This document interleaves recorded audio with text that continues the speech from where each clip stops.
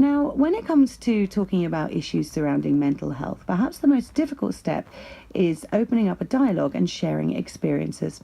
Well, one local health practitioner has decided that's exactly the way to go about ending the stigma.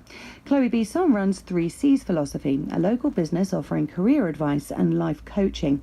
And she's holding an event tonight at the Pomme d'Or for islanders to get talking about mental health, and will be sharing her own personal experience as well. So to tell us a bit more about exactly what's happening later today, Chloe joins us in the studio now. Hi there. Hi, Kerry. How are you today? You right? I'm not too bad, thanks. How are you? I'm all right, thanks. So first of all, tell me a little bit about 3C's Philosophy and who you are and what it is that you do. Okay, so basically, I run 3C's Philosophy, launched maybe a month or so ago. My background is careers focused. I've worked in recruitment and finance industry for about 7 years, and thoroughly enjoyed it. And what I noticed was that when I sort of left the industry, that there wasn't as much support out there for people sort of looking to take the next step into finance, possibly knowing how to do it. And I found myself sort of mentoring and coaching a number of friends and family members through it. And I thought actually this could be a sort of a way forward in my life because I felt really passionate about it. And then as I started talking to people about careers coaching, life coaching, people I often found had struggled with mental health in the past as well. And actually the two kind of came together quite closely. And a lot of my friends have said to me, well, why don't you share your experience? You know, people, you can't believe that you've had depression or anxiety in the past, because I'm quite a chatty, forward, outgoing person.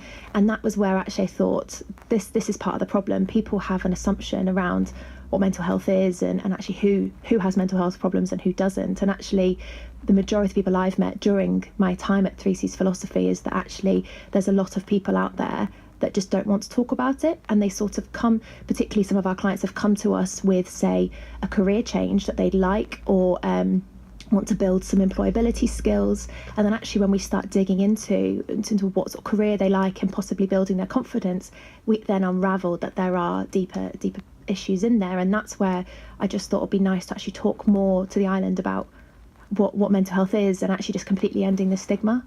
And when we sort of link careers and mental health directly, I mean, what sort of factors at work do you think can contribute negatively to somebody's mental health? I think one of the things that I found the most surprising was that a lot of us are brought into various career paths, and we have quite a lot of pressure to achieve and to strive. And I think that's an amazing achievement, to push and constantly be driven and motivated.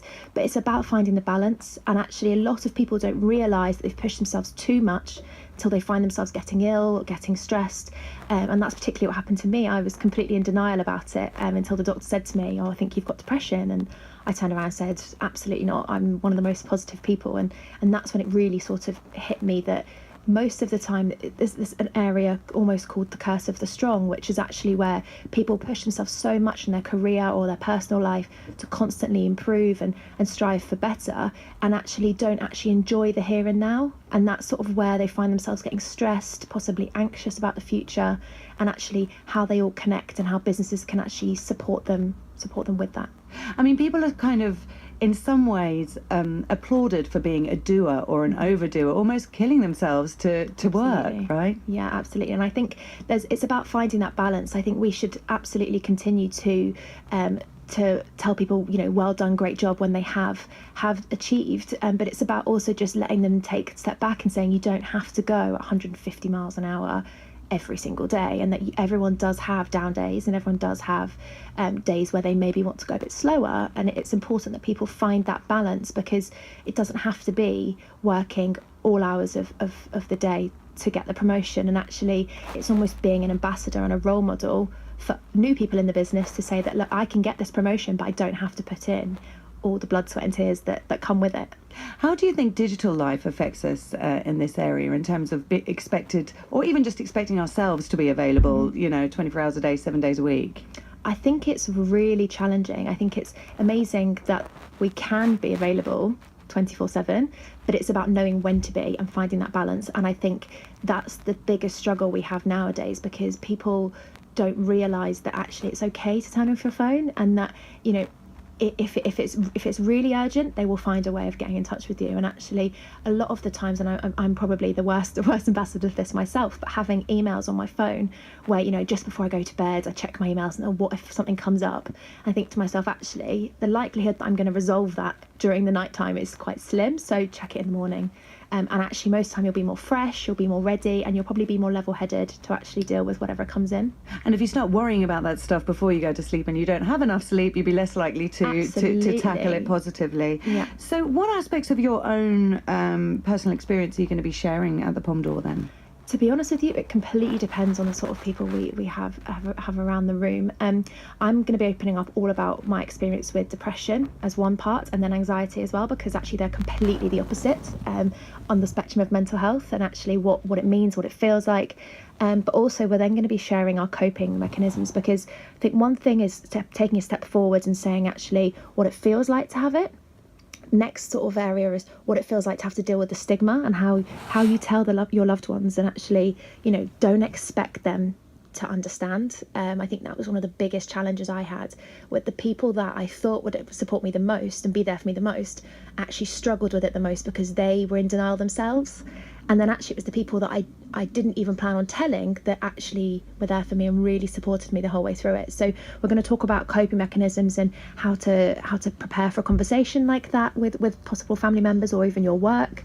And then we're also going to then go through some real detailed coping mechanisms about how people in the past have dealt with it. And I'm going to share some stories of people that I've given approval to share some stories for. So it should be quite a range. And we're also going to I'll be there for an hour and a half before and an hour and a half after as well, for anyone that wants one-to-ones or just a chat over a cup of coffee to just sort of share their personal experiences, because it's a really big step for people to come to this event, because a lot of people, the hardest part is actually getting themselves into a room because they worry about who they might see or being judged, and there's absolutely no judgment at all. As soon as people walk in that room, they're free to say whatever they feel like saying. And that's a really interesting aspect of the conversation, that not everybody you reach out to has to get it, and that's all right as well, because you might sort of really, really hope that everyone gets it and is on your side straight away, and it might not be the case, but you can't afford for it to affect your sort of recovery, if you like. Absolutely. And I think that's one of the things we're going to talk about as well, is actually I'm doing a session on purely just for loved ones of people who struggle with mental health. So it might be a partner has depression, or a work colleague maybe has anxiety, and actually talking about what to expect, because a lot of people struggle to open up to their loved ones. And so what I want to do is help the loved ones to say, you know, if your husband or wife can't open up to you to tell you what it feels like, let me tell you what it feels like. So then at least you can go and have a bit more of an idea, because actually, even though everyone is very different, there's a lot of pressure on loved ones to be there and understand, but we don't tell them how it feels. So actually just sharing that as well. What sort of age ranges is this going to be appropriate for tonight? I mean, will a 19-year-old get as much out of it as a 69-year-old? Absolutely. So we have a range of ages. So I think the youngest I've got confirmed is 16, and I think the oldest is about 65. Yeah. So we're really sort of, we're not talking about specific scenarios, because actually when it comes to mental health, time doesn't really exist. You can have depression at the age of 5 and then have it all over again when you're 50, and it feels exactly the same. And that's where it's a case of, it doesn't really matter what's causing your challenges, it's about how you deal with them and how you find the strength in yourself to actually get through it. Now, you're not the only person who's speaking tonight, are you? Elizabeth Delahaye is also talking too. Yes, so tell us what she's absolutely. bringing to the table. So basically, I met Elizabeth a few months ago on an NLP course where to do with neuro-linguistic programming. I learned it more for the business and actually how to coach people through it. But Elizabeth carried on to actually become a fully qualified hypnotherapist. And so what she's bringing is that she's actually going to talk us through some actual coping mechanisms to do with hypnotherapy. Now, a lot of people come and kind of go and shut their eyes and think, oh gosh, this again. But actually, I experienced it firsthand with Elizabeth and a number of our tutors from Unity Group. And it was really amazing just how relaxing and shutting your eyes and actually just listening to some motivational words, some music and things like that can really help. So about 20 minutes of tonight is actually going to be just switching off and just really just taking time to listen to yourself and be in the moment. So what time are you inviting people down? Because you're suggesting that they come a little bit before the speaking starts, aren't you? So they can mill Yes. around and talk to people from different agencies, or? Absolutely, yeah. So 5:30, the doors will open at the Pom Door, and the talk actually starts at 7. So there'll be a few of us available anytime from 5:30 if they want to grab a coffee and have a chat with us, possibly have a chat to each other. It totally depends on the sort of person they are, but they're absolutely not expected to if they don't feel comfortable. And then we'll be shutting the doors again at about 8:30. So there will be some time in there.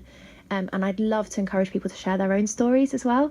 But obviously, everyone's different, and actually, it completely depends on how they feel. So you've got over 30 people confirmed, but you've got up to 50 spaces, right? So Yes. there is space for people to come along and get involved. Yeah. And if somebody's listening today and they can't make tonight, but they are interested in what we're talking about today, can they get in touch with you? Absolutely, yeah. We'll be actually streaming it live on Facebook as well, on our Facebook page.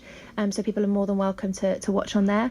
Or we'll also just be posting it on social media and on our website. So people can either get in touch with us or they can watch it at a later date if they're not able to come. Okay, well, listen, thank you so much for coming in and telling us all about it. I hope it goes well this Hello evening. there, Great, can you thank you hear very me? much.